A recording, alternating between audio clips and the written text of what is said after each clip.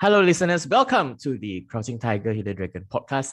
Today, we have a special guest with us all the way from Chiang Mai. And if you've been listening to this podcast, the goal of this podcast is to share stories from business leaders in Asia. And today, we are talking about a topic that is close to my heart, and maybe I have this as well. So we have Cheyenne Seah, who is an ADHD coach, right? So we're just talking before this podcast about the differences of Singapore, Malaysia, and she has a diverse career. She started in biology, she did civil service, and she also did corporate strategy as well. And she has learned many different things. And today, as I talk to her, she is now based in Chiang Mai. So Cheyenne, welcome to the show. Thank you. Thanks for having me on the show. No problem. All right. So down to the first question. So all my listeners know this first question, and it is a very exciting question. But what is your favorite kung fu movie? I love the Kung Fu movies from Jin Yong's series, especially Xiao Ao Jianghu, Tian Long Ba Bu, which has some of his more famous works will be Shen Diao Xia Lü, but I particularly like the other two because it's a bit, it's like you see the Kung Fu, the wuxia, there is the romance of freedom, that kind of stuff also. Thank you, Cheyenne. So for the audience, right? So Jin Yong is one of in Chinese culture, one of our renowned authors. Written a lot of the books that Cheyenne just mentioned, including Ten Long Papu, Toy and Jia, and of course, my favorite one was Shen Diao Xia Li. So you can find a lot of his books adapted into series, adapted into movies, and adapted into cartoon as well. So it is a great choice. And I think, Cheyenne, you mentioned to me the one that you watched was one from Jet Li, right? Oh yes, I also enjoy Jet Li's Kung Fu movies. The one that stuck to me most was Huo Yuan Jia. Can you give us a brief plot of Toy and Jia? Huo Yuan Jia is someone who was fighting oppression, and it's a bit, I would say it's a bit like leading a movement. And you know, at the point where Asians are being oppressed, he did what was a bit un-Asian, but I would say if you dug deeper, it is a lot of our Asian roots where we are a community.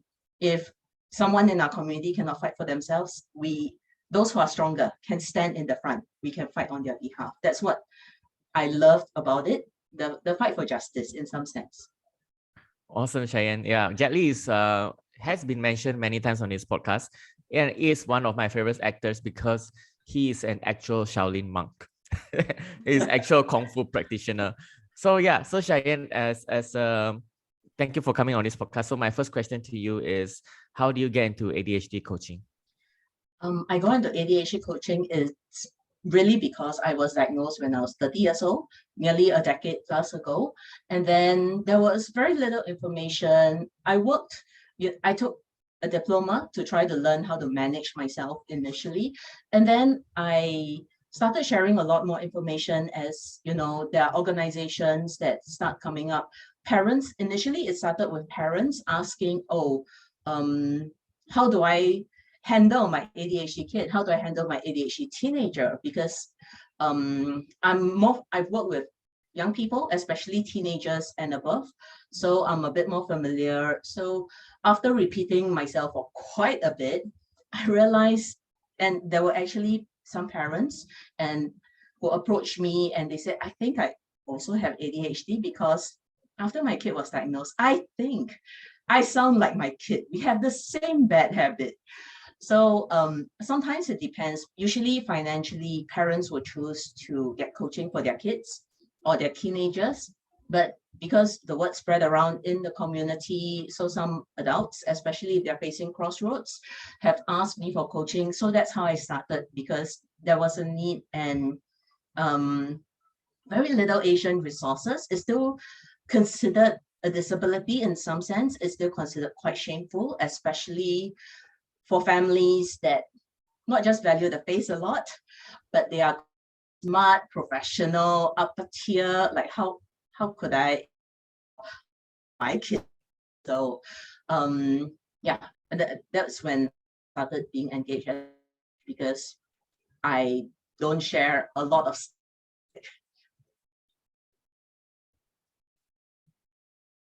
Yeah, Cheyenne, I lost you a bit just now. Yeah, Oh, yeah. yeah. So at which point? Yeah, no worries, no worries. So you were saying that you a lot of parents were having were saying that they also suffer from ADHD. Oh yeah. So I think it depends on the needs of the family. I either sometimes coach the parents because usually ADHD manifests or relationships, but if it's relationships, I usually refer them to a friend who does marriage coaching instead. Then, or I'm actually asked to step in for a late teen or a young adult. Okay, so the next question is, the ADHD is a big word and it is a word that has been thrown around a lot, but not many people actually know what ADHD is, right? So how does the life of someone suffering from ADHD differ from a normal person? I would say on surface, if so in our community, there's something called masking where we pretend to be normal. We try very hard, but everything falls apart after a while. Then it can be little things like sensory issues. So an example would be, sometimes when there is noise in the background, let's say there's drilling in the background and all this, after a while, a normal person is able to shut off. But for a person with ADHD who usually has sensory issues, I hear everything at 100% and it doesn't go away. The drilling is 100%, people are talking next to me at 100%. Then after that, my brain just fries and it's very difficult to do more things later.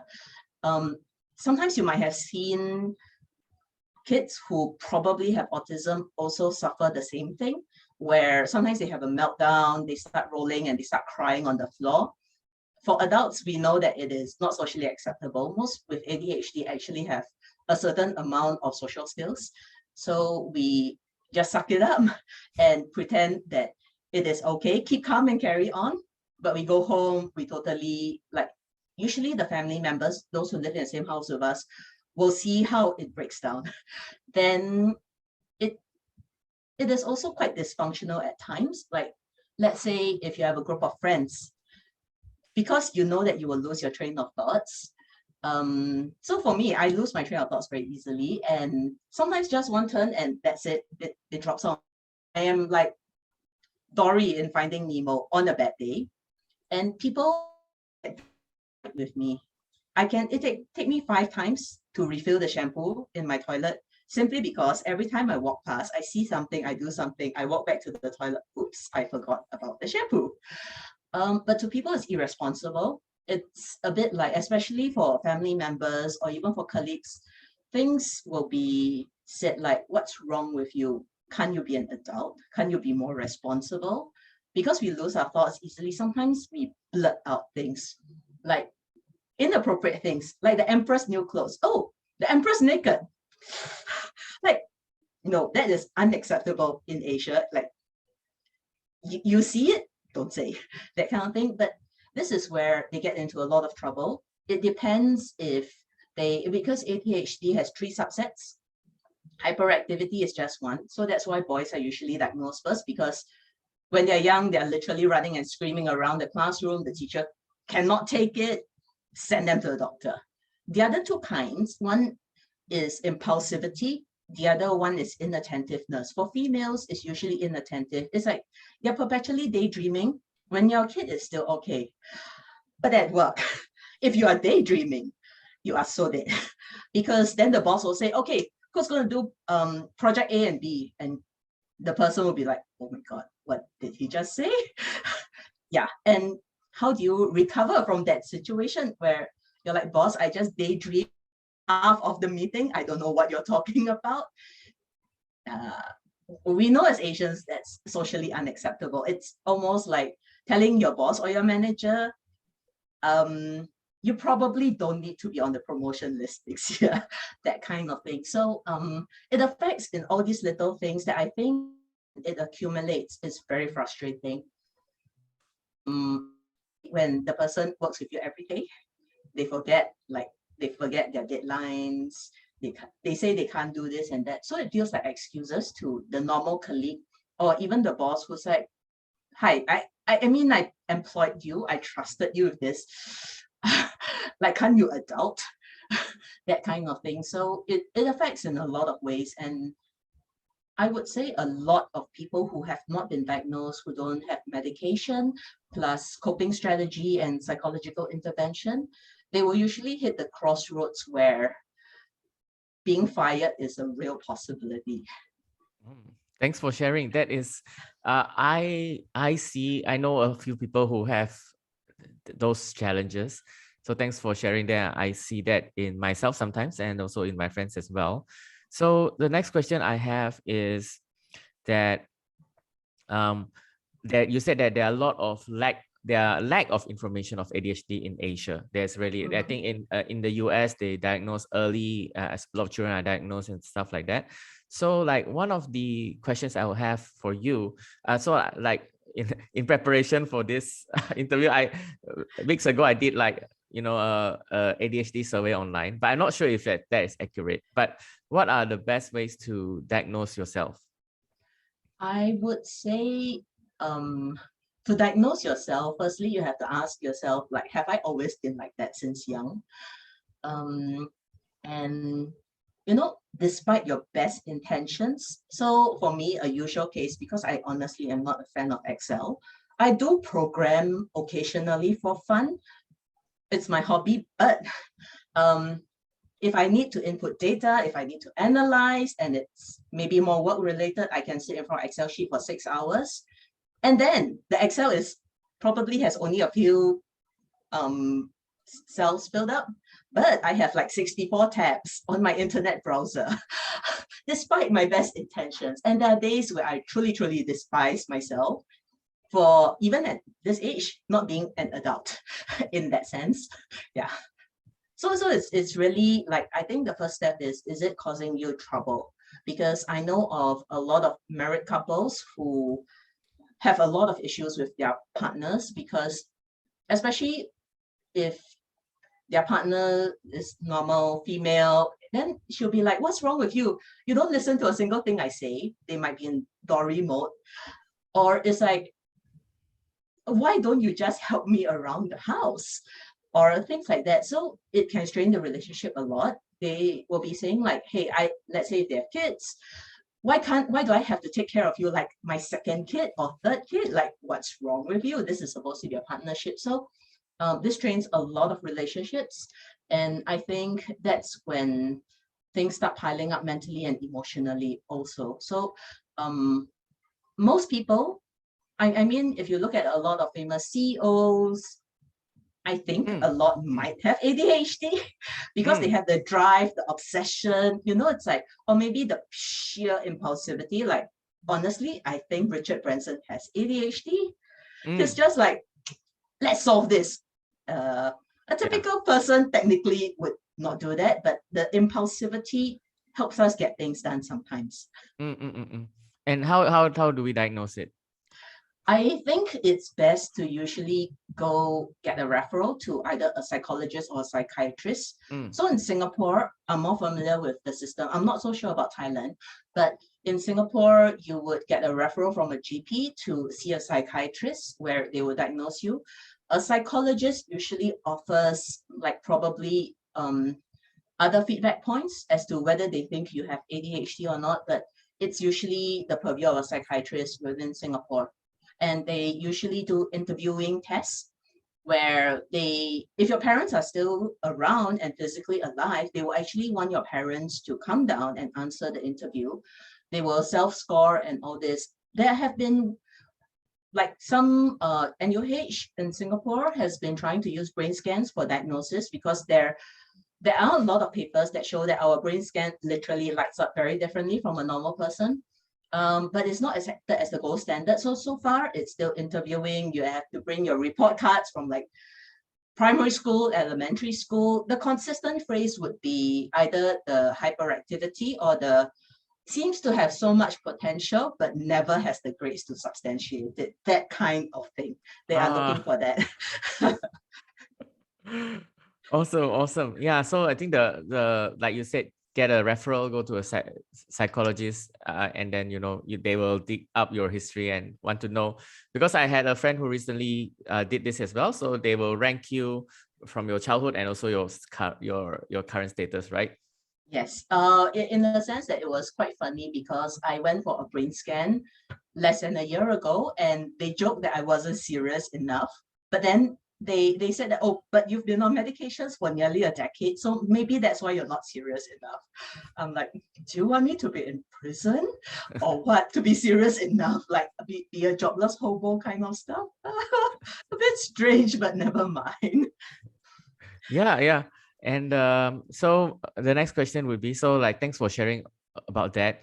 And because a lot of people, I think, like you said, a lot of CEOs, and I know a lot of musicians who have this, and they are not diagnosed. So how do you help as an ADHD coach? I would really try to find out what's the area that they really need help in. So an ADHD coach is a bit not the same like a typical coach, because you have to deal not just with productivity, you have to deal with mental health issues too. You have to deal with also like some parts, it depends if like they engage me for career kind of coaching, but the personal life also does spill into it. Where that's where you have to start giving them strategies to manage themselves, to be an adult in that sense, in the various aspects of their life. So I would say even nutrition, even checking in to see if they have exercised enough is like part of the coaching, because it is quite a holistic thing. Like exercise is a very good way for people with ADHD to feel better with supplements instead of medication, but not all can do it. It really depends. But the mental health issue, the shame, definitely, I think this is not unique to Asians, but maybe Asians feel it more, is the shame of not being good enough for an Asian family. I mean, I think a lot of Asians could resonate with that lah. Just the shame of not being good enough. Yeah, that is great. So I now see how you help as an ADHD coach. So I think one thing that you said is that is really resonates with me is it really affects relationships, and it affects work as well. So what would you say, let's say, to a client who struggles with this, and how can they explain it to their work or to their partners? Do you have a specific example? Maybe we can use a specific example, a bit more concrete, less abstract. Oh yeah. So like this is actually a question who come from one of my contacts, and she said how to explain to people who think we cannot focus or we are just incompetent, how to let them know that I have this. I think it's a bit of explaining that partly the sensory thing, everything is 100%. So even the bird flying past the window is also 100%, because there is a theory. Some people accept it, some people don't, but personally I resonate with it, is that there must be a reason why ADHD and autism were conserved throughout societies and culture. There was even a paper that showed that the African tribes with people who had the ADHD-ish gene actually survived better in crisis or sudden famine or wars, whereas the tribes that didn't have people with this kind of gene were pretty much wiped out when crap hits the fan. And it is partly, so the theory is a bit like the ADHD people are more like hunters. You need your attention at 100%. If you hear some branch cracking at the corner, it's like, yes, I have to turn. That might be a deer that might feed my family for the rest of the week. Whereas those with autism, theirs is quite different. It's like they need everything in repeatable cycles. They calculate to the very minute, that kind of thing. But in times of old, they serve as astronomers, the chief of irrigation, that kind of thing. So that's where their tendency is put to good use. So I would say is explaining is one thing, but the perception, this is human psychology. When you tell people, sometimes they think that you're just trying to get an easy way out. You really have to weigh the consequences of whether telling someone will sabotage your career. It might actually do that. Even though on paper they're not supposed to, but you cannot help people thinking a certain way. But I would say really in the meantime, start pivoting, mini pivots to find what really suits you, suits your strength. I know a lot of salespeople also probably have ADHD, but because it's human nature where if you're really good at something, I'm going to ignore the 10 forms that you handed in that were pretty incomplete and look terrible. So it's if you're bringing in like 20% of the net profit, sure, we'll hire someone to do your paperwork, that kind of thing. I would say try to go towards that. But in the meantime, try to, if you need to have conversations, before you have the conversation, have a plan to say how you try to mitigate yourself. Ask for their understanding, ask for their feedback every week to say, how do you think I'm doing? And to explain boundaries beforehand, like there's a spoon theory that we use a lot in the special needs community where, let's say, if you don't have the energy to do certain things, then you barter with the other person and say, can I do it tomorrow instead? Like cleaning the dishes, can I do it tomorrow instead? I mean, I will soak it first, but I promise I'll do it tomorrow in that sense. So there's a lot of bargaining and bartering. Hopefully the people around you can be accepting, but if not, also join communities online because everyone suffers from the same thing. We joke that because Ritalin, the medication is considered addictive by FDA and all this, but the joke within the community is most of us even forget to take our medications, how to get addicted to it. But we do take it to mitigate our brain chemicals. So I would say it is, if possible, try to find allies or at least a community that helps you feel less bad, and we're all in it together. We all laugh about, oh, I forgot to do something. Everyone's like, ha ha ha, the same. Sorry. I mean, sometimes you just need a community to say, hey, it's okay to, because there are studies that show that people with like special needs, let's say for a normal person, it takes 10 neurons equivalent to brush your teeth. And then you take like 30,000 neurons all fired to do, let's say, a white paper SWOT analysis. But the thing is, for someone with neurodivergent brains, it might take the same 30,000 neurons to brush their teeth, just as it takes to write the white paper. So it's really very tiring because like to brush your teeth, 30,000 neurons fired. To remember to eat, another 30 neurons fired. Then you go back home, like just whatever, that kind of thing. So the exhaustion is real. It's to really look at yourself and see how much you can manage, and also try to change your life bit by bit. All right. Yeah. Thanks for sharing. So I heard you mentioned sales, right? There was one. So like, so this is a question as well that came to me, is what careers do people with ADHD thrive in? So sales is a good example. I know a lot of salespeople who I think have ADHD, but because it is a keep changing, so it is very good for them. But any other careers? Actually, quite a lot. It also depends on your personality. I think that's where understanding yourself, and there are so many profiling tools online. There are people you can work with. Do go for it. Like for me, I enjoy strategy and thinking. I enjoy psychology analysis. So that's where I choose to be an entrepreneur, because I have a few teenage coaches in the past and even now. They are also entrepreneurs, and it keeps them grounded and it keeps them fighting for the next day, because they really know they cannot just lie in bed in depression. Even if they're depressed and they have anxiety, they're like, you know what, the business ain't going to run itself. Let's suck it up. I feel like crap. I still need to keep that thing running. Entrepreneurship definitely is one. I would say high adrenaline. Okay, so maybe, Musician, like music.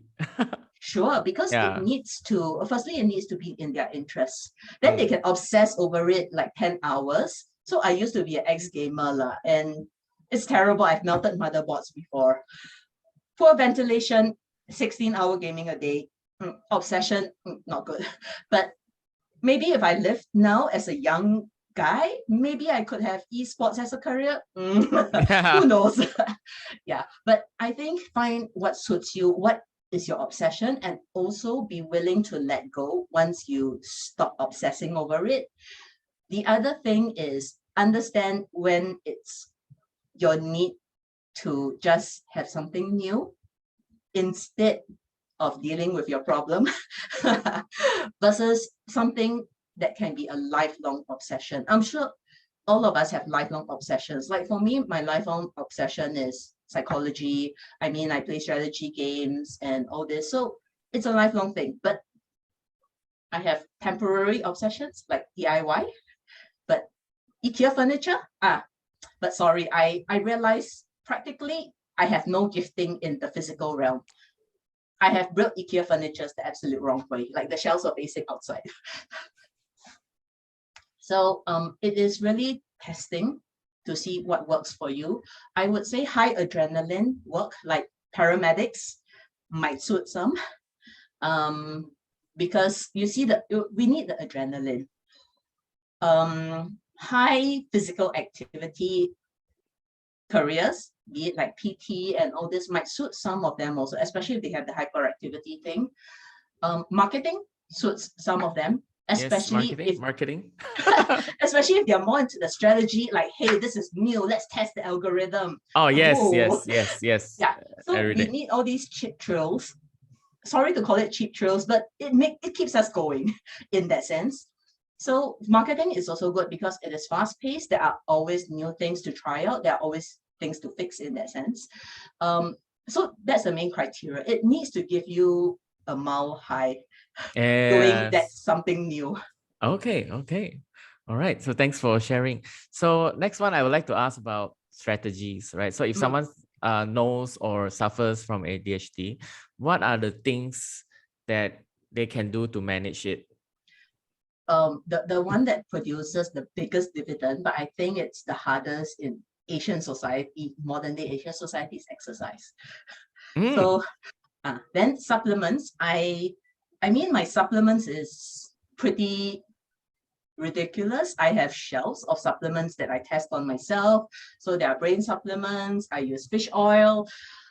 Yes, I'm a human guinea pig, but even most of us have sleep issues. So even magnesium for sleep, GABA, whatever, yes. So sleep definitely needs to be mitigated if possible. Supplements might help. It depends. I tell my ADHD coaches, our 80% of a good life can mean instead of losing your wallet every other week, you lose it only once a year. So that's like, it is to modify your own expectations also, that it looks very different for you versus your normal friends and family. And so exercise definitely, supplements, medication, if you know, you honestly, if you need to sit in 4-hour meetings that is full of details, all the best to you, I would suggest supplements and medication. What sort of supplements? I have quite a lot, which okay, so I use phosphatidylserine, vitamin B for brain clarity. I also take a lot of coffee, but because it works for me, I know people get heart palpitations. I have tried a lot of brands of fish oil, so it depends on the brand. I think the potency, because it can range from 6 omega-3 and 6 capsules to 18. Yes, the strange things that I take. So these are some supplements. The sleep ones, usually magnesium does help. There are a lot of other things that you can try, the herbal route and all this. That one is a bit different for everyone. Yeah. Thanks for sharing. I also follow a lot of celebrities, and one of my favorite singers, Robbie Williams, posted. He is very public about his ADHD, and he actually said, "I thought it meant AD high definition." So he actually talked about it. And one of the things he shared is his struggle with Adderall. And some of my friends I know are taking things like Ritalin. What are your thoughts? I know it need to be prescribed. I know you cannot go and get all these things, but anyhow go and get. In Singapore, you say anyhow, cannot go anyhow go and get, right? But what are your thoughts on this? I think it was, I think it really depends on personal situation. There's a paper that I quite like how they explain it is that, but this was a paper for depression studies where they showed that, it's like this is, if this is the baseline, and if you're below the baseline performing or in your mood wise, medication can kick it above the baseline. And then that's when you need psychological techniques or maybe other like coaching and stuff like that. But people who don't have medication, they sometimes they just keep going beneath the line and they don't get into a better place. But those who only take medications without the other interventions, then they just keep doing this like up, down, up, down, up, down around the line. So I think it's a holistic combination approach. And I used Ritalin a lot when I was in civil service because I had to take 4-hour meeting minutes. Not the most conducive. I mean, in civil service, a lot of paperwork. So not the best for ADHD brain. If you are in an administrative position, you have ADHD, you don't love the work, I think medication is probably your main strategy for remaining employed until you can find something else. All right. Thanks for sharing that. So one of the things that I see in my peers who have ADHD is also my challenge as well. I think I have this like preparing to go out. I'll like start getting these things and then like the Chinese will say 这么这样拖, right? So so like what are your time management tips then? Oh, I pre-packed my bag the night before, and I also advise a lot of my coaches, like, the keys will always be in the same place. We are creatures of habit. So it will be best if you don't use your 30,000 neurons on, oh my gosh, where is my house key? Where's my phone? Oh my goodness. Drama. By the time you attend the meeting, you might, I don't know, either you're in full anxiety mode or like, I'm so tired. I can't be myself kind of thing. So I usually pre-pack. I make my coaches develop habits where definitely like the key is always by the door, then one hand dropped to the point where your body takes over. Yeah, so a lot of things, like I have very boring combinations of clothes that I will always stick to the same thing. So yes, black color, it goes well with everything. So it's to reduce as much cognitive load for daily living as possible. Like let's say for shampoo, soap, I pre-buy like a few so that even if I forget it for quite a few times, I still have stuff like toilet paper and stuff, like no panic attacks. Yeah, so you start preparing quite a bit of stuff that once you realize, of course, I know a lot of us have the backside itchy thing. We see, oh, new, I want to buy this. Sure, just I tell a lot of my coaches, control, set a budget. Like let's say if you're the type that goes into new games, you set a budget that, okay, I will only spend $100 a year for this game. Or if I like buying, like let's say other things, you set a budget every year. If you still like it by then, sure. If you don't like it, hey, at least I only lost $200. No biggie. Yeah, one of the things I've tried, some of my friends say this as well, is they have alarm clocks, clocks lah. Every part, like have one clock in the kitchen, one clock in the toilet, because you lose the sense of time. Oh, definitely. For people with ADHD, we basically only have two timing, now or not now. So some of us pre-prepare, but some of us are like, nah, the bus will definitely come every 15 minutes. Then, so yes, I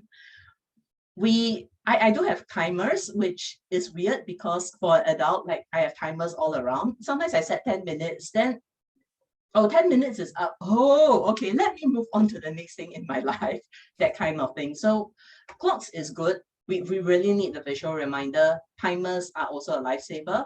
And there is this tool my teenage coachee actually shared with me. It actually helps break down tasks. And the app itself is just, I think 99 cents on the App Store. But you just put in, like, let's say, create social media posts, then it will automatically create a breakdown list of what you need to do.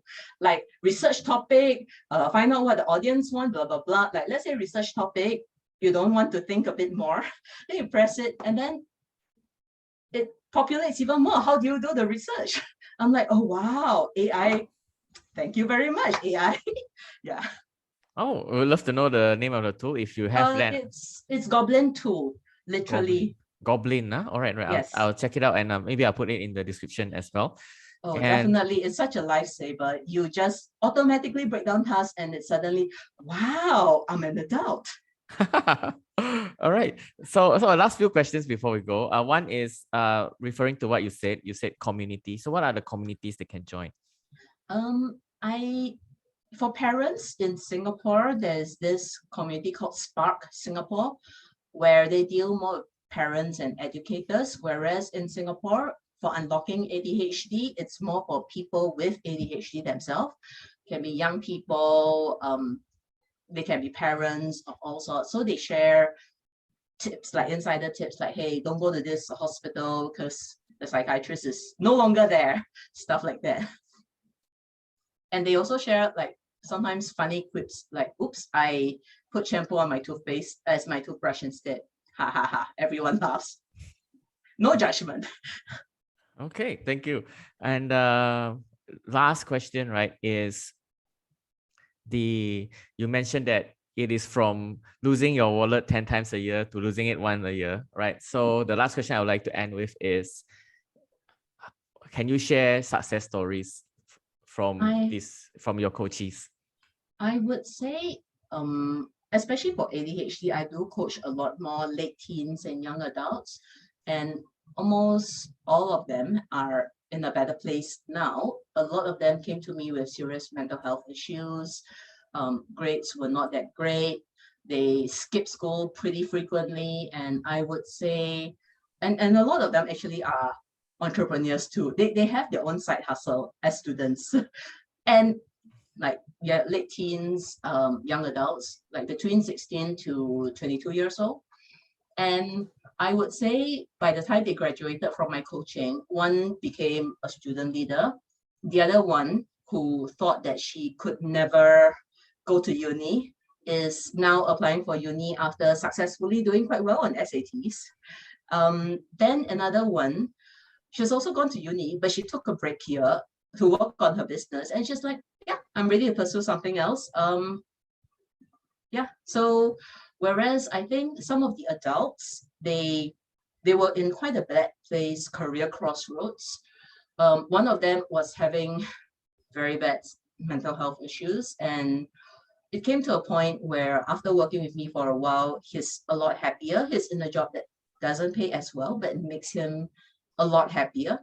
And he openly shares a lot more about ADHD. He helps people a lot more, and helping people, he realized, was what he really wanted to do. So yeah, he graduated pretty, I mean, quite a few of them graduated pretty well from it. Like, I think the mental health issue has been mitigated is definitely a key. The fact that they are much happier with either the careers that they've chosen or the next stage in life, where they are more satisfied, like, hey, I chose this. I go in with it, my eyes open. Yeah, if it sucks, I know how to mitigate some of the parts that suck. And they manage their situation better, I assume? A lot better. I would say that one of my coaches used to have meltdowns whenever it was like assignment time. Her parents found it difficult to manage because she would just totally have a meltdown. But now she's like, hey, I'm enjoying life. And I graduated quite well, average A's and B's. So I'm like, good on you. Yeah. Yeah, thank you, Cheyenne. So that concludes our interview. Thank you so much. There was so much gold that was shared today. I learned so much, and it will definitely benefit those in my audience and in my network who have this as well. So last one, I actually found you through LinkedIn. You are Cheyenne Seah on LinkedIn. Is there anywhere else they can find you?